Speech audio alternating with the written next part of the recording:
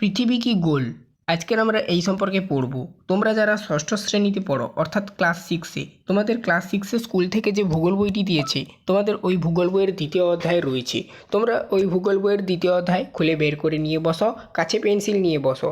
আজকের আমাদের পড়া তো 15 নম্বর পৃষ্ঠা তোমরা খুলে বের করো, বইয়ের 15 নম্বর পেজ। ঠিক আছে, যারা ক্লাসে নতুন তাদেরকে বলবো তোমরা অবশ্যই চ্যানেলটাকে সাবস্ক্রাইব করবে, বেল আইকন অপশানে সেভ রাখবে। চলো, প্রত্যেকটি ক্লাসের নোটিফিকেশান যাতে তোমাদের কাছে ঠিক করে পৌঁছায়। এর আগে আমরা সম্পূর্ণ প্রথম অধ্যায়ের প্রশ্ন উত্তরের ক্লাস, বইয়ের মধ্যে তোমাদের এই বইয়ের মধ্যে যা যা প্রশ্ন রয়েছে তার উত্তরের ক্লাস এবং সমস্ত টেক্সট লাইন ধরে ধরে আলোচনা এবং প্রত্যেকটি লাইন আমি দাগিয়ে দিয়েছি, কোনটা কোনটা ইম্পর্ট্যান্ট, কোনখান থেকে প্রশ্ন হবে, সমস্ত কিছু করে দিয়েছি। এর আগের অধ্যায়ের ক্লাসগুলো যারা না দেখছো অবশ্যই দেখবে। আজ আমরা দ্বিতীয় অধ্যায় পড়া স্টার্ট করব। এটা আমার দ্বিতীয় অধ্যায়ের পার্ট 1 ভিডিও।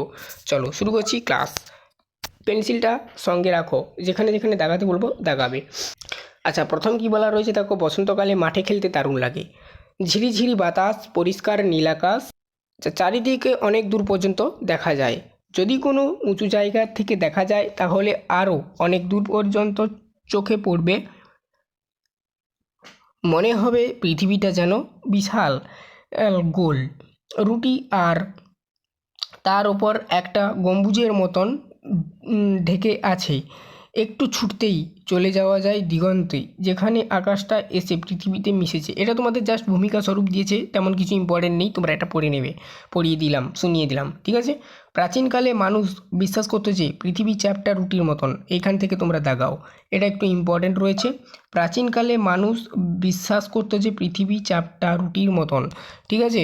সে সময় রেলগাড়ি, এরোপ্লেন কিছুই ছিল না, তবুও পৃথিবীর শেষ কোথায় দেখার জন্য উটের পিঠে চেপে বড় বড় নৌকায় করে তারা অভিযানে চলে যেতে শুরু করে। তাহলে এই যে প্রাচীনকালের মানুষ পৃথিবীতে চ্যাপ্টা রুটির মতো তারা বিশ্বাস করতো, ঠিক আছে। সে সময় কিন্তু রেলগাড়ি, এরোপ্লেন কিছুই ছিল না। তাহলে পৃথিবীর শেষ কোথায় সেইটা যদি সে দেখার জন্য বা আবিষ্কার করার জন্য মানুষ কী করতো না, উটের পিঠে চেপে বড় বড় নৌকায় করে আবার তারা অভিযানে বেরোতো, ঠিক আছে। মানে গোল আকার না চাপটা, এটা দেখবার জন্য। আচ্ছা, এরপর দেখো এই যে জাহাজে যে ঘুরছে তার একটা ছবি দেওয়া রয়েছে, দেখে নেবে। আচ্ছা, এরপর দেখো পরের লাইনগুলোতে কি বলা রয়েছে, সমুদ্রেরও একটা আশ্চর্য ব্যাপার দেখা যায়। কোনো জাহাজ যখন সমুদ্রের দিকে যাত্রা শুরু করে তখন তীর থেকে লক্ষ্য করলে প্রথমে গোটা জাহাজটা, তারপর শুধু জাহাজের পাল, তারপর মাস্তুলের মাথাটুকু। মনে হয় যেন জাহাজ বেঁকানো ঢাল বেয়ে নিচে নেমে গেল, ঠিক আছে। জাহাজ বেঁকানো ঢাল বেয়ে নিচে নেমে গেল। তাহলে কী হলো, সমুদ্রের একটা আশ্চর্য ব্যাপার দেখা যায়। আশ্চর্য ব্যাপারটা কি না, জাহাজ যখন সমুদ্রের দিকে যাত্রা শুরু করে, এই লাইনগুলো দেখাও তো তখন তীর থেকে লক্ষ্য করলে জাহাজটাকে আর কি তীর থেকেই যে শুয়ে দেখো লক্ষ্য করছে কি কি দেখছে। দেখো প্রথমে গোটা জাহাজটা, তারপরে এই যে দেখো পুরো জাহাজটা দেখা যাচ্ছে, তারপরে কি হচ্ছে শুধু জাহাজের পাল, এই যে দেখো শুধু জাহাজের পালটা দেখা যাচ্ছে, নেক্সট ছবিতে দেওয়া রয়েছে, ঠিক আছে।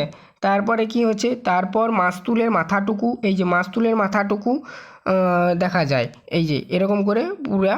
তারপরে মনে হয় যেন জাহাজটা বাঁকানো ঢাল বেয়ে নিচে নেমে গেল, এইটা, ঠিক আছে। তো এখানে ছবিগুলো দেখে দেখে পড়বে, তোমাদের বুঝতে সুবিধা হবে কেন এমনটা হয়। এই প্রসঙ্গে এবারে আমাদের জানতে হবে। দেখো, কেন সমুদ্র বা সমুদ্রের ধারে দাঁড়ালে নিজের এই ব্যাপারটা যাচাই করে মানে কেন এমনটা হয় কি যাচাই করে দেখতে পারো নিজেরা, তোমাদেরকে এটা করতে বলেছি।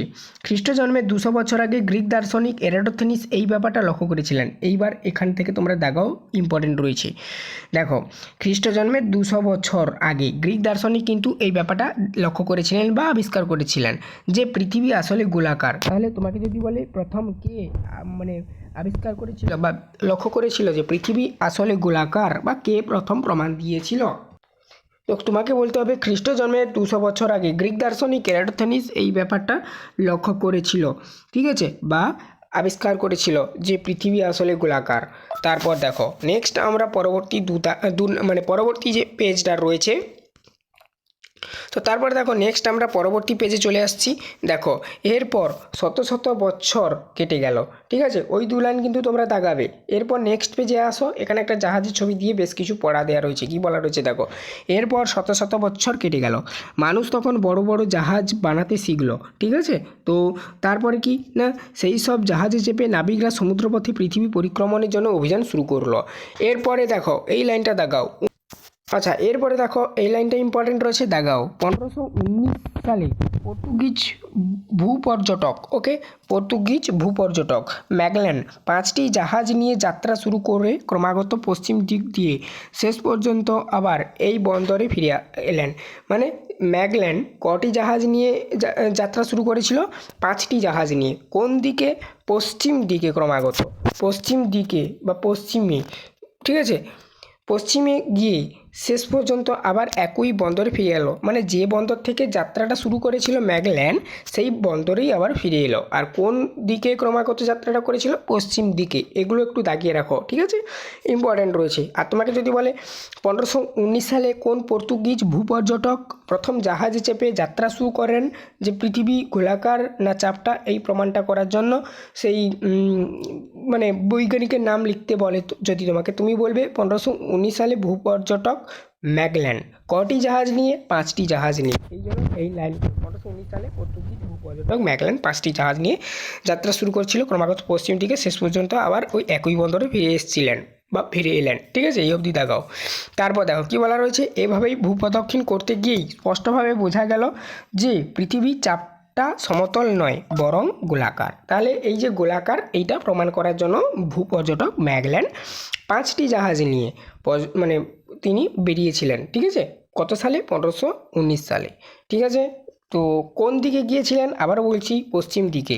এবং ওই দিকে গিয়ে গিয়ে গিয়ে গিয়ে আবার পুনরায় যে বন্দরে তিনি যাত্রাটা যে বন্দর থেকে শুরু করেছিলেন ওই বন্দরেই ফিরে এসেছিলেন, ঠিক আছে। ধরো এই বন্দর থেকে যাত্রাটা শুরু করছি, এটা হচ্ছে এ বন্দর, এটাকে এই বন্দর থেকে ঘুরে ঘুরে ঘুরে ঘুরে পশ্চিম দিক দিয়ে ঘুরে ঘুরে ঘুরে ঘুরে আবার ওই এ বন্দরেই এসেই যাত্রাটা তিনি শেষ করলেন।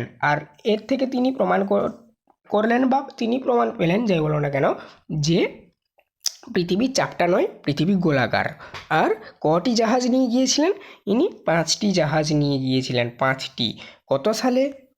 1519 সালে। আমি এখানে ইংলিশ লিখছি, তোমরা বইতে বাংলায় দেখতে পাচ্ছ ওখানে, ঠিক আছে। তারপর দেখো নেক্সট আমরা পরবর্তী ক্লাসে আমরা কেন বুঝতে পারি না পৃথিবী গোল, আমাদের বোঝার উপায়টা কী বা আমরা কীভাবে বুঝবো, আর কেন বা আমরা হঠাৎ বুঝতে পারি না পৃথিবী গোল, এই প্রসঙ্গে পরের দিন আমরা নেক্সট এই অধ্যায়ের পার্ট 2 ক্লাস নিয়ে আসবো, দ্বিতীয় অধ্যায়ের। তো চ্যানেলে নতুন থাকলে অবশ্যই চ্যানেলটাকে সাবস্ক্রাইব করবে, কোথাও যদি বুঝতে অসুবিধা হয় কমেন্ট করে বলবে।